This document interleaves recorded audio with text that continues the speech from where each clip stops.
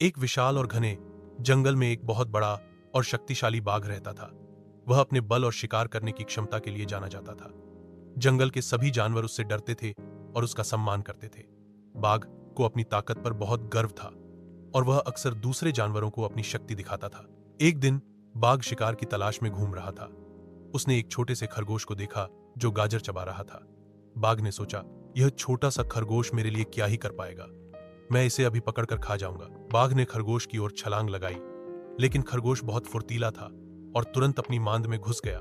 बाघ मांद के बाहर बैठ गया और गुर्राने लगा, बाहर आओ छोटे खरगोश, तुम मुझसे बच नहीं सकते। खरगोश अंदर से बोला, महाराज, आप इतने बड़े और शक्तिशाली हैं और मैं इतना छोटा। अगर आप मुझे खा भी लेंगे तो आपकी भूख कैसे मिटेगी? बल्कि मैं आपको एक ऐसी जगह बताता हूं जहां आपको बहुत सारा स्वादिष्ट खाना मिलेगा। बाघ थोड़ा हैरान हुआ। उसने सोचा, यह खरगोश इतना छोटा होकर भी मुझसे बात कर रहा है। चलो देखते हैं यह क्या बताता है।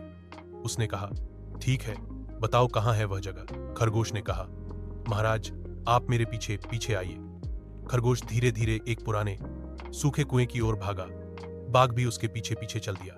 जब वे कुएं के पास पहुंचे तो खरगोश रुक गया और बोला, महाराज, देखिए, इस कुएं के अंदर एक और बाघ है जो आपसे भी ज्यादा शक्तिशाली है।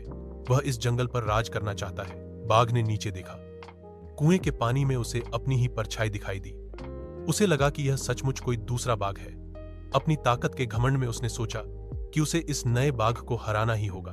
बिना सोचे समझे बलवान बाघ कुएं में कूद पड़ा ताकि उस दूसरे बाघ को हरा सके। लेकिन कुआं बहुत गहरा था और पानी में कूदने के बाद वह बाहर नहीं निकल पाया। इस तरह छोटे से खरगोश ने अपनी बुद्धिमानी से उस बलवान और घमंडी बाघ से अपनी और जंगल के दूसरे जानवरों की जान बचाई।